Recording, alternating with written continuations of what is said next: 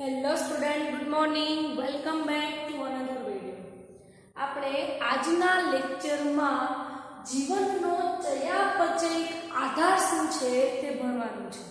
આપણે પ્રાથમિક અને દ્વિતીયક ચયાપચયોની ચર્ચા કરી ચૂક્યા છીએ. હવે જોવાનું છે કે જે ચયાપચયિક જે છે તેનું આપણા જીવનમાં શું મહત્વ છે, આ ચયાપચયિકનો આપણા જીવનમાં તેનો આધાર શું છે તે ભણવાનું છે. તો આપણે સ્ટાર્ટ કરીએ કે જે ચયાપચયિક પથ જે છે તે ટોટલ બે પ્રક્રિયા દ્વારા થતું હોય છે. આપણે વાત કરીએ પહેલી પ્રક્રિયાની, તો આપણા શરીરની અંદર ઘણી વખત એવું થતું હોય છે કે જે સામાન્ય ઘટકો હોય છે એ સામાન્ય ઘટકોમાંથી જટિલ ઘટકોનું નિર્માણ થતું હોય છે. જેમ કે આપણે એક્ઝામ્પલ લઈએ તો એસિટિક એસિડ જે છે તે સામાન્ય ઘટક છે અને આ એસિટિક એસિડમાંથી કોલેસ્ટેરોલનું નિર્માણ થાય છે. જે કોલેસ્ટેરોલ કેવો છે? જટિલ ઘટક છે. હવે હું તમને સ્ટ્રક્ચર દ્વારા સમજાવું તો તમને ખ્યાલ આવી જશે કે એસિટિક એસિડ એકદમ સામાન્ય ઘટક છે, જ્યારે એસિટિક એસિડમાંથી કોલેસ્ટેરોલ બને છે જે એક જટિલ ઘટક છે. તો આપણે જોઈએ, પહેલા આપણે એસિટિક એસિડનું સ્ટ્રક્ચર ડ્રો કરીએ.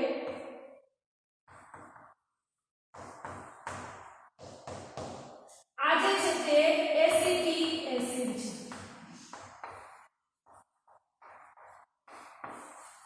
બરાબર. હવે એસિટિક એસિડમાંથી શું બને છે? કોલેસ્ટેરોલ. તો આપણે ડ્રો કરીએ કોલેસ્ટેરોલ.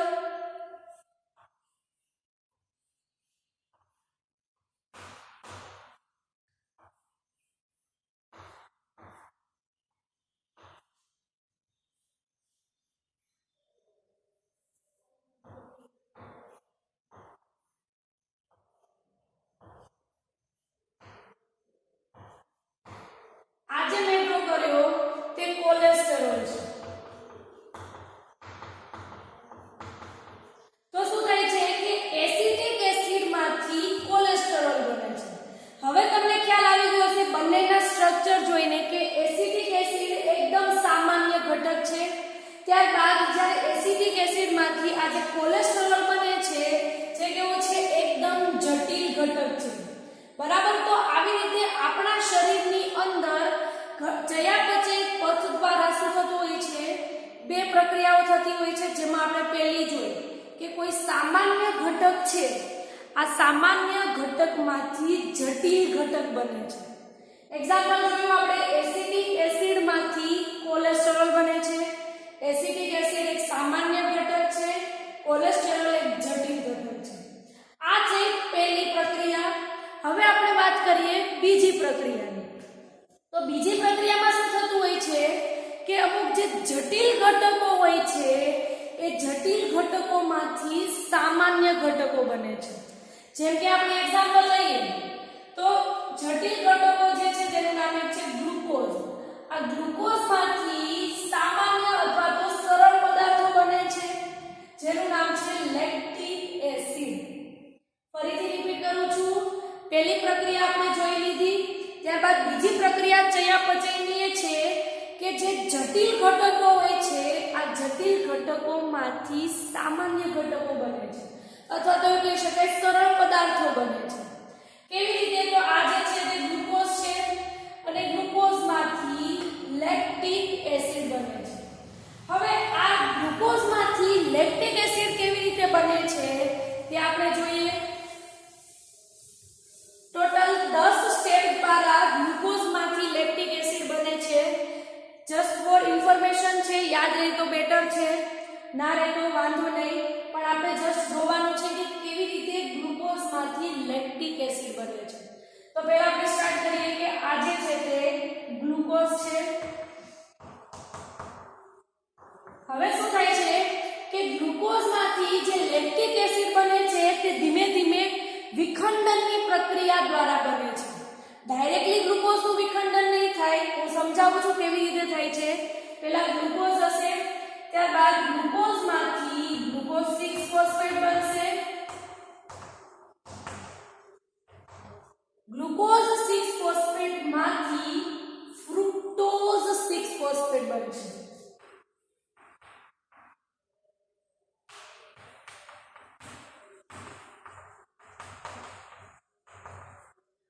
ફ્રુક્ટોઝ 6 ફોસ્ફેટ માંથી ફ્રુક્ટોઝ 1,6 બાયફોસ્ફેટ બનશે.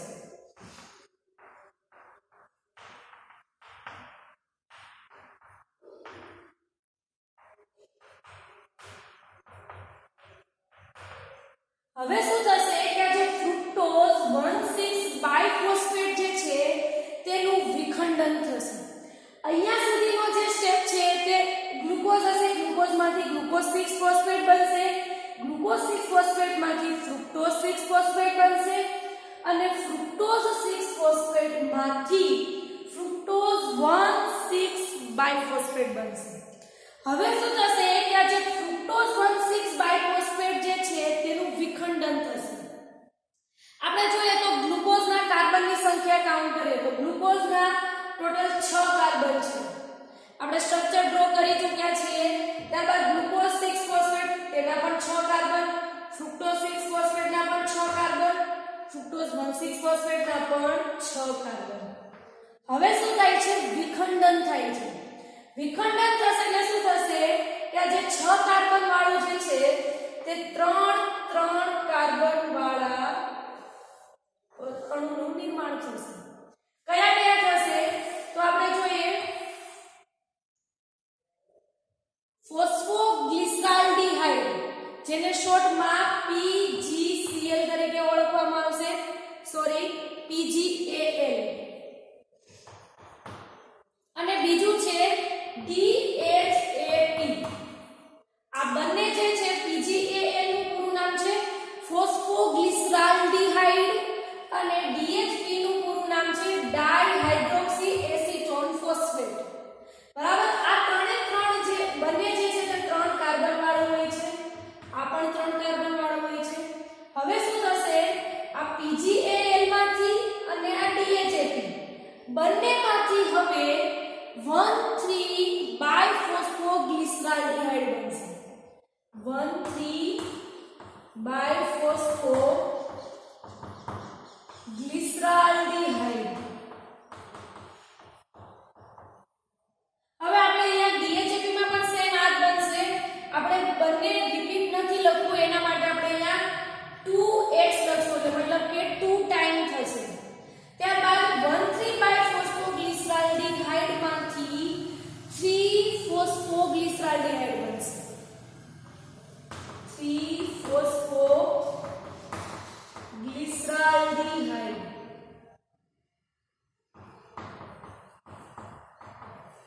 હવે એ સેમ DHAP માં પણ બનશે તો આપણે અહીંયા 2x લખી શકીએ.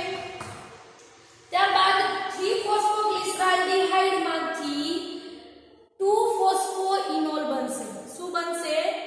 2 ફોસ્ફોઇનોલ. ત્યારબાદ 2 ફોસ્ફોઇનોલ માંથી ફોસ્ફોઇનોલ પાયરુવેટ બનશે અથવા તો ફોસ્ફોપાયરુવેટ બનશે.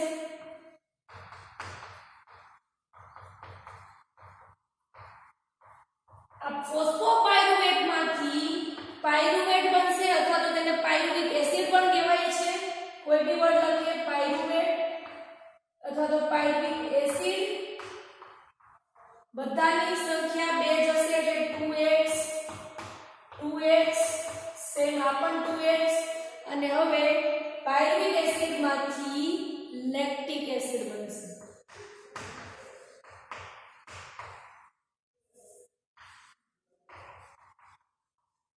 ક્લિયર? તો આવી રીતે તમને હવે ખબર પડી ગઈ છે કે આ જે છે પ્રક્રિયા એમાં ગ્લુકોઝ જે છે તે કેવી છે? એક જટિલ પદાર્થ છે અને આ જટિલ પદાર્થમાંથી સરળ પદાર્થ બને છે. હવે તમને થતું હશે કે આ પ્રક્રિયા તો જટિલ થઈ, કેવી રીતે સરળ પદાર્થ બને? તો જોઈએ ગ્લુકોઝ જે છે તે કેટલા કાર્બન વાળું છે? 6 કાર્બન વાળું.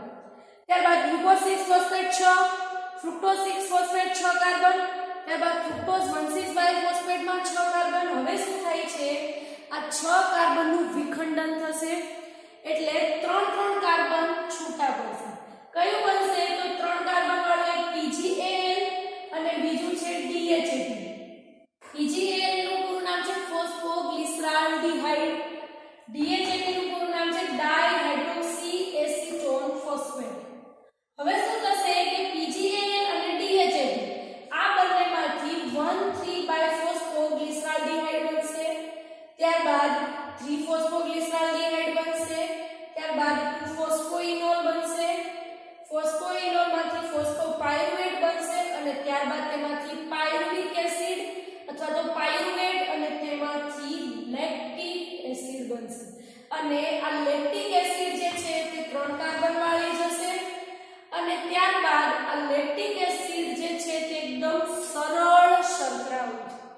બરાબર, સોરી સરળ અણુ હોય છે.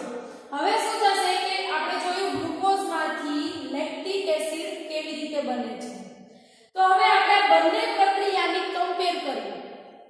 પહેલામાં શું થાય છે કે સામાન્ય ઘટકમાંથી જટિલ બને છે, તો બીજામાં જટિલમાંથી સામાન્ય બને છે. તો આ બંને પ્રક્રિયા વચ્ચે ડિફરન્સ શું થાય છે જોઈએ. તો જે પ્રથમ પ્રક્રિયા જે છે તેને ચય તરીકે ઓળખવામાં આવે છે. ક્લિયર? શું કહેવાય છે? પ્રથમ પ્રક્રિયા જે છે તેને ચય તરીકે ઓળખવામાં આવે છે. હવે વાત કરીએ આપણે બીજી પ્રક્રિયાની, જેમાં ગ્લુકોઝમાંથી લેક્ટિક એસિડ બને છે. તો આ બીજી પ્રક્રિયામાં મેં શું કીધું હતું, ફ્રુક્ટોઝ 1,6 બાયફોસ્ફેટનું વિખંડન થાય છે. 3 કાર્બન વાળી અલગ અલગ બને છે. તો હવે આ વિખંડન થાય છે તે પ્રક્રિયાને અપચય પથ તરીકે ઓળખવામાં આવે છે. આપણે તમે ચેપ્ટર 1 માં ભણી ચૂક્યા છો. ચયાપચયમાં ચય અને અપચય એવી રીતે બે પથ હોય છે.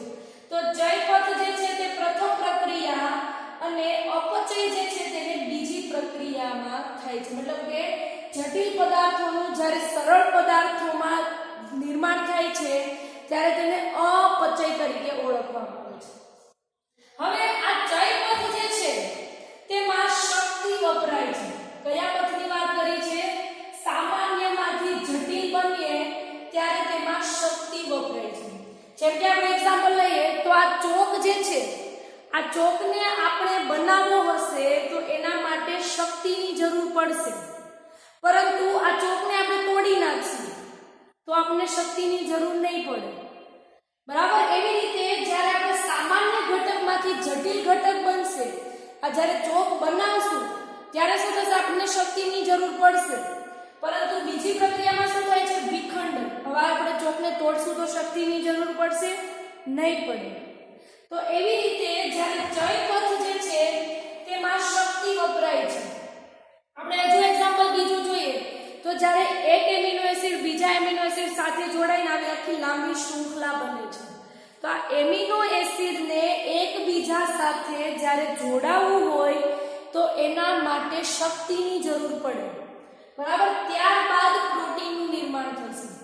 તો એમિનો એસિડમાંથી જ્યારે પ્રોટીન બને છે ત્યારે શક્તિની આવશ્યકતા રહે છે. જ્યારે અપચયની વાત કરીએ તો અપચયમાં શક્તિ મુક્ત થાય છે. શું કામ? વિખંડનની પ્રક્રિયા થાય છે. જેમ જેમ વિખંડન થતું જશે તેમ તેમ શક્તિ મુક્ત થતી જશે. તો અપચયમાં શું થશે? શક્તિ મુક્ત થશે. હવે આપણે એક એક્ઝામ્પલ લીધું. અહીંયા કંકાળ સ્નાયુમાં ગ્લુકોઝનું શેમાં રૂપાંતરણ થયું? લેક્ટિક એસિડમાં. અને ત્યારે શું થશે? શક્તિ મુક્ત થશે. નેક્સ્ટ જોઈએ ગ્લુકોઝ લેક્ટિક એસિડ. આપણે જોયું ગ્લુકોઝમાંથી લેક્ટિક એસિડનું નિર્માણ થયું, જે ટોટલ 10 ચયાપચય ચરણોમાં પૂર્ણ થાય છે. આપણે કાઉન્ટ કરીએ તો 1 2 3 4 5 6 7 8 9 અને 10. ગ્લુકોઝ કાઉન્ટ કરવાનો કારણ કે ગ્લુકોઝમાંથી બને છે. લાસ્ટમાં શું બનશે? Lactic acid. તો આવી રીતે 10 ચયાપચય ચરણોમાં પૂર્ણ થાય છે, જેને ગ્લાયકોલિસિસ તરીકે ઓળખવામાં આવે છે. ગ્લાયકોનો મતલબ થાય ગ્લુકોઝ અને લિસિસનો મતલબ થાય તૂટવું. ગ્લાયકોલિસિસનો મતલબ જોઈ લેજો. આ 10 ચયાપચયમાં જે ગ્લુકોઝમાંથી લેક્ટિક એસિડનું નિર્માણ થયું તેને ગ્લાયકોલિસિસ તરીકે ઓળખવામાં આવે છે. ગ્લાયકોનો મતલબ શું થાય? ગ્લુકોઝ. લિસિસનો મતલબ શું થાય? તૂટવું. તો આવી રીતે ગ્લુકોઝ તૂટીને લેક્ટિક એસિડ બને છે. હવે સજીવોમાં આ પોષક દ્રવ્યોના અવનત થવાથી મુક્ત થતી આ શક્તિ, હવે શું થાય છે કે જે સજીવોમાં જે પોષક દ્રવ્યો જે છે તેનું વિખંડન થાય છે. તો વિખંડન દરમિયાન શું થાય છે? શક્તિ મુક્ત થાય છે. આ જે શક્તિ મુક્ત થાય છે તે રાસાયણિક બંધોના સ્વરૂપે સંચિત થાય છે. મુક્ત થયેલી શક્તિ કોઈ વેસ્ટ નહીં જાય. એ શું થશે? રાસાયણિક બંધો હોય છે એના સ્વરૂપે તે સંચિત થઈ જશે.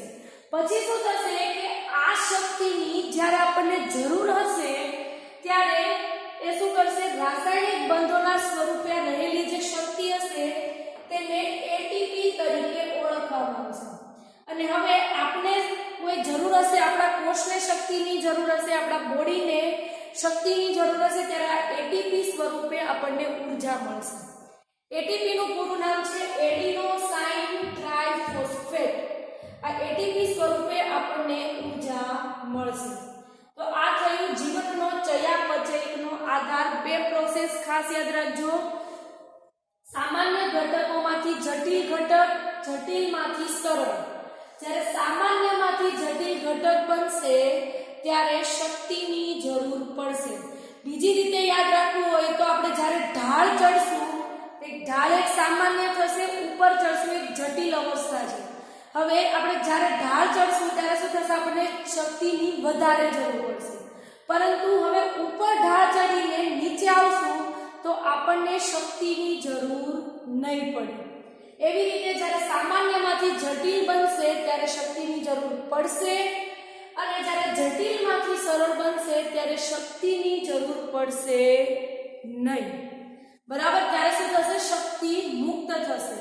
આ મુક્ત થયેલી શક્તિ રાસાયણિક બંધોના સ્વરૂપે સંચિત થશે, અને જ્યારે આપણા શરીરને અથવા તો આપણા શરીરના કોષોને જ્યારે શક્તિની જરૂર હશે ત્યારે એટીપી સ્વરૂપે આપણને ઉર્જા મળશે. ક્લિયર? થોડી વાર વિડિયો પોઝ રાખું છું જીવનનો ચયાપચયનો આધાર લખવા માટે.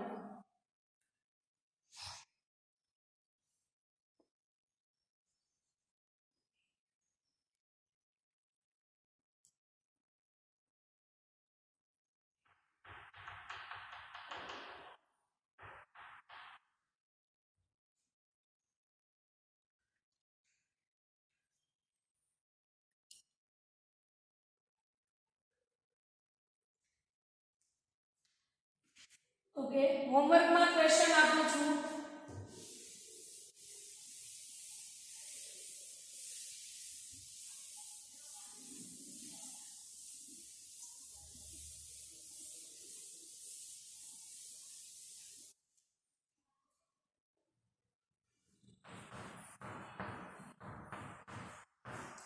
હોમવર્કમાં ક્વેશ્ચન છે, જીવનનો ચયાપચય આધાર એક વખત લખવું.